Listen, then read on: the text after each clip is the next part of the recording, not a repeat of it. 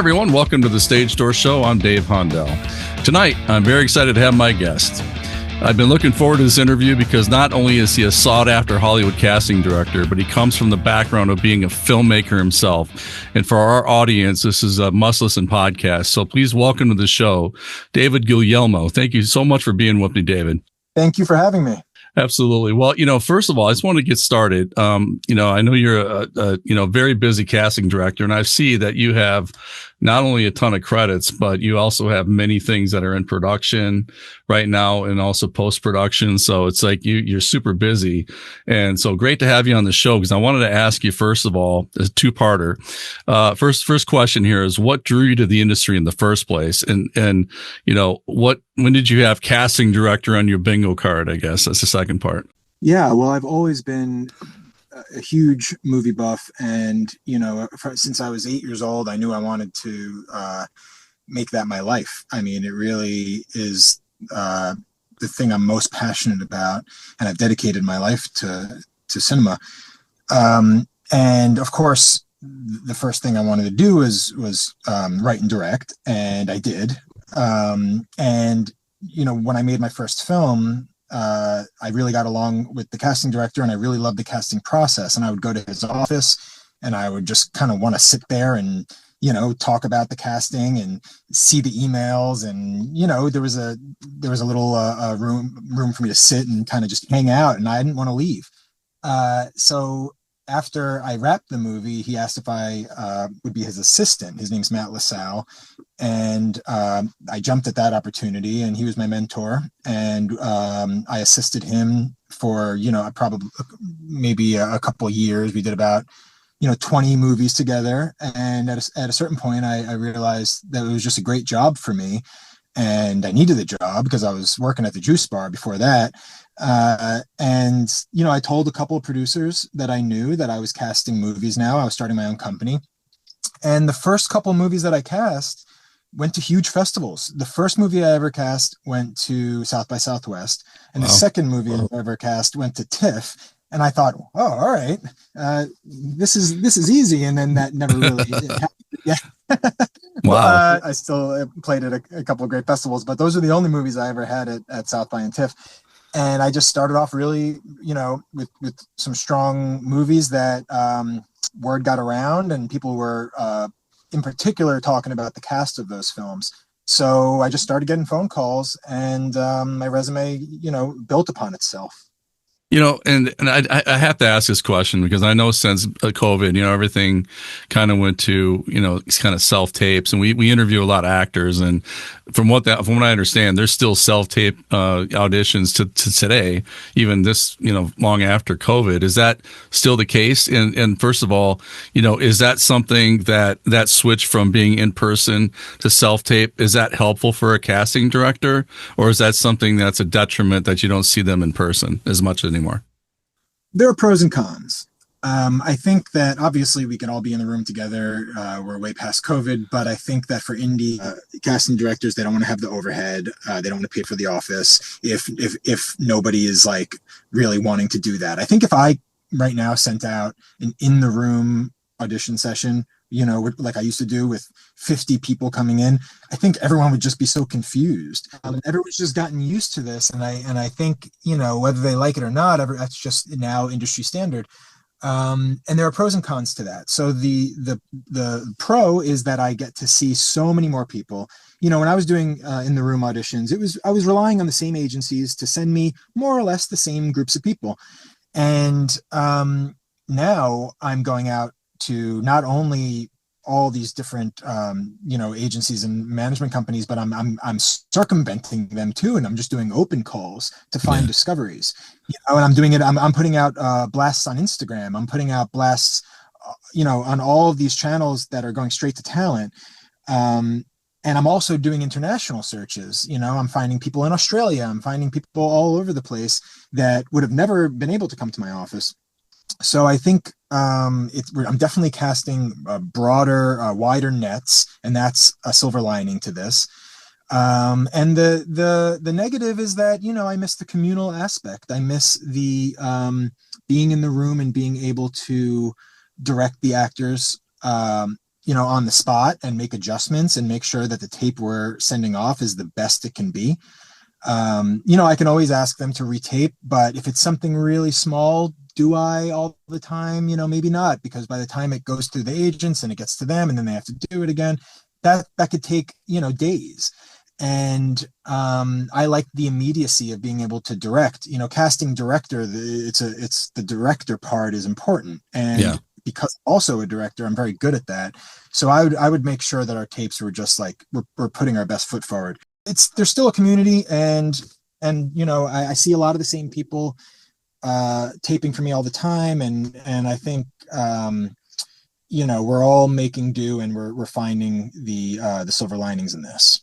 Have you ever found the diamond in the rough when you're looking at the tapes and maybe somebody you didn't expect, I guess, to give a performance like that, or maybe somebody you've never seen before, and you're like, well, just kind of blew you away and like, wow, this is something I didn't expect. I mean, do you ever have a situation like that happen? Oh yeah, yeah. Well, I do. A lot of movies are written with young leads, so that's Yeah. a great chance to find the next movie star. And I just cast a movie that it's all young kids. It takes place in a college, and I found a lot of people that could very well be movie stars. They were just amazing.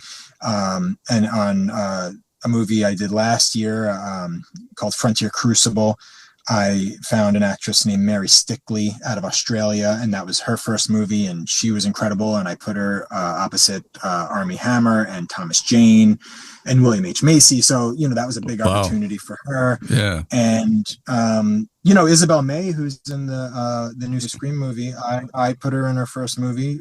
I'm always looking for fresh faces, and I think every time I find someone, because there's so much talent out there and they're not always represented, or they haven't been given the opportunities. So yeah, that's the most exciting part of the job, honestly. I mean, we can offer to, all these name actors all day, and it's exciting when they say yes, but the real rewarding part of this job is creating new movie stars.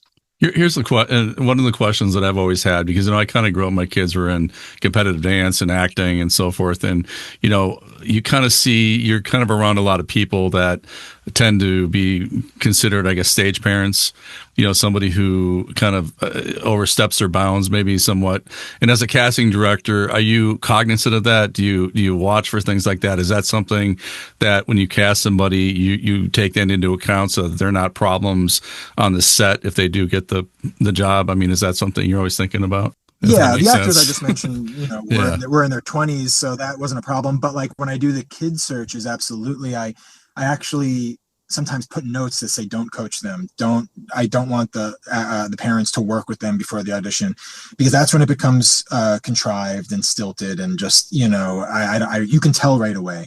Yeah. I think kids are just so natural and creative, and that's that's what they do all day. They play make believe, and I just think their natural instincts are so great, and that's what I want to preserve. Yeah. And the more they think about it, the more they get in their head, the more it starts to feel like acting. Exactly. Now, and the other thing is headshots. That's another thing that we bring up a lot on our show is headshots. How important to you are good headshots, and should actors out there that are listening spend a little money, get good headshots? And how important that is that to you as a casting director? Well, it's not so important that it looks a certain way. It's more important that it has the communication that they want it to have, and I want to get the essence of the person through the picture. There needs to be that frequency there where I go, oh, okay, I know what this person's vibe is. Yeah. That's important. I don't care about how like professional it looks. Well, that's important because a lot of that, you said that, because a lot of times people are thinking they have to spend a ton of money, and that's not necessarily the case, right? I mean, it depends on, I suppose, who's looking at them. But I mean, you just said that it doesn't have to be super professional as long as you're conveying what you want to see, right, in the picture. Everything looks kind of professional these days. I mean, look, their friend could take it on an iPhone portrait mode and it'll look amazing. That's true. Right Yeah. lighting or even sunlight. I mean, yeah, I think that everything these days looks quite good. So I would say don't spend a lot of money there. Yeah. And you shouldn't really have to spend money on anything. I mean, if you take a class, take it because you like it, take it because it speaks to you, the technique or the community speaks to you. But in order to, and I'd say this about any art, it's free to be an artist, other than, some materials, whatever, like, you sure, you buy a tripod for your self tapes or whatever. But don't let people make it expensive for you. Yeah, that makes sense. Do you feel that being a filmmaker yourself, did that help you become a better casting director? And just to understand the process a little more? Absolutely. Yeah. Yeah. The more uh, movies I make, the better I get at everything. And now I'm producing, and I've produced a bunch of movies, and I've directed 3 movies. I know what every single department does. It to the point where I can get in the weeds if I want, and I really know everything, and it just makes me so much better at communicating with people. It's like, that's when you know how the sausage is made. You really get to answer. You can answer every question, and you never have to like look around and defer to someone else. So yeah, it's absolutely made me a better casting director. I know what the directors want. I have conversations with them. I know what the production team needs. I know all the answers to the agents' counters. It's all very, very holistic. When you work with a director on a show, on a movie or show or whatever you're casting, is there kind of an agreement before the person is cast? Is it up to you, or is it up to the director? I mean, who makes that final call on the list of people that you're looking for? Is it you, or is it the actual director themselves? Well, it's the director. Sometimes the director needs to defer to the producer. Sure. But if we're speaking just like creatively, it's usually the director.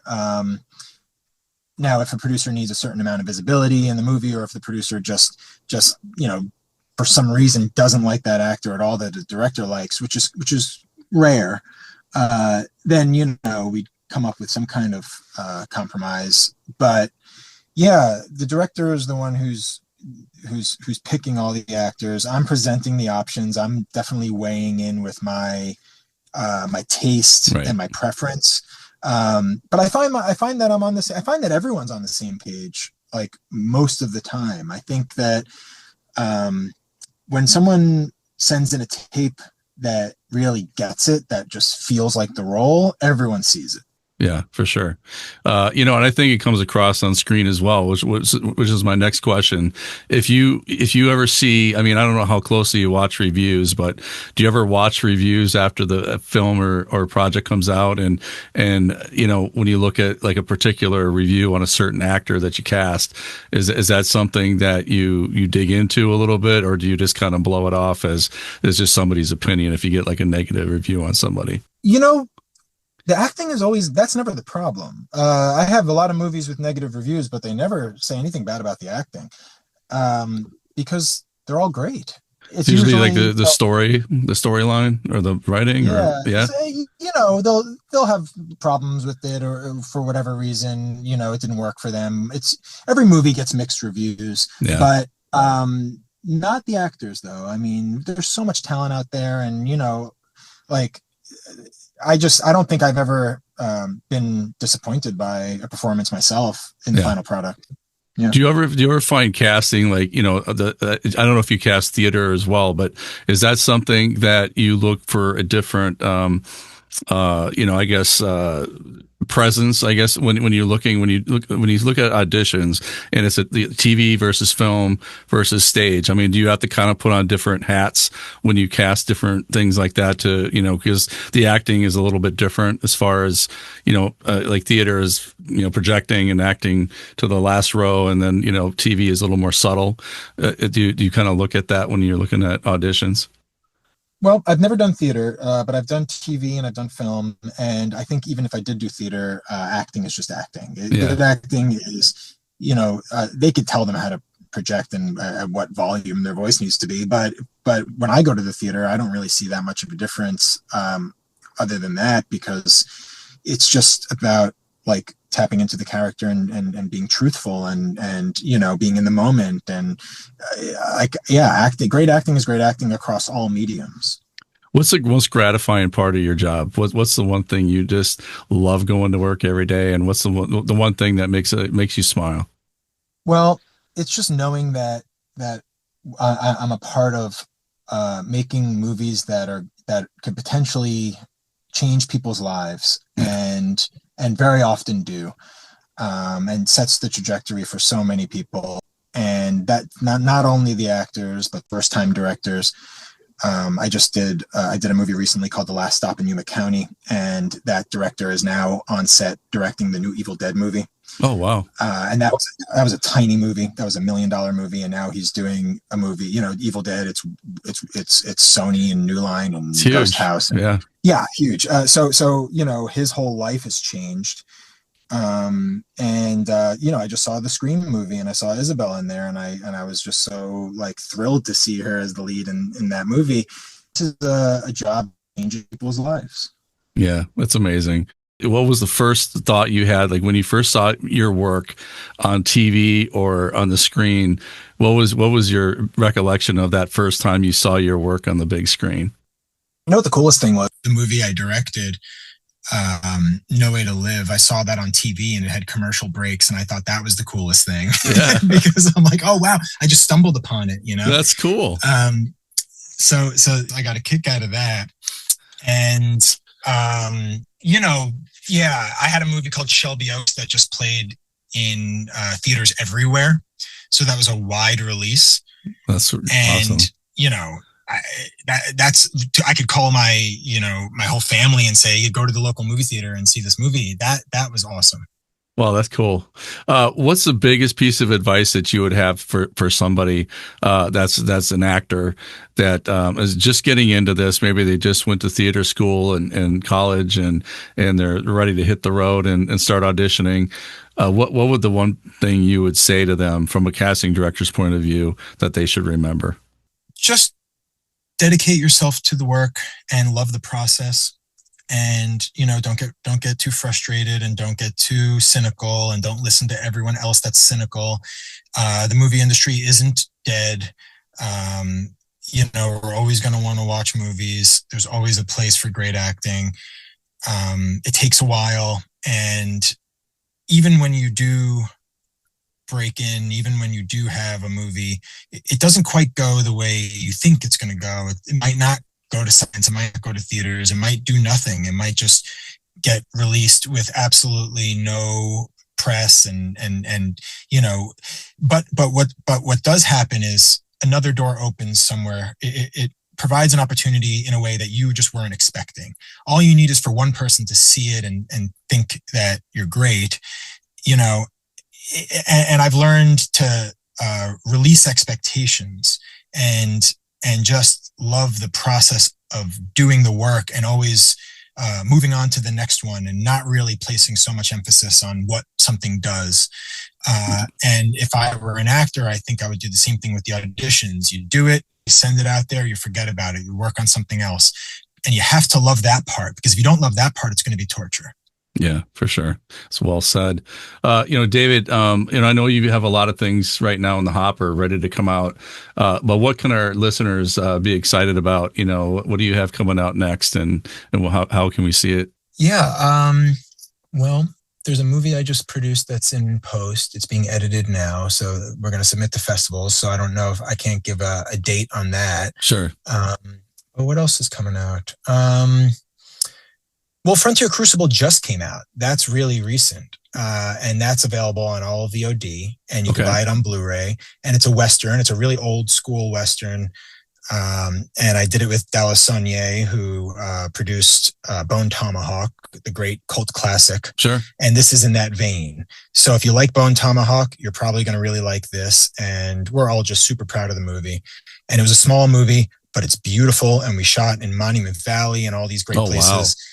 Yeah, and it's the first movie back for Armie Hammer, which is really exciting. And I just think it's a beautiful movie. And I want everyone to see it. I always hear everyone says, "Oh, I wish more westerns were being made," and they are. I think that sometimes you just have to search because these are all very movies there's so many streamers and so much content out there, and I think that you have to just kind of know where to look. But when you know where to look, you find really great stuff, and this is a gem.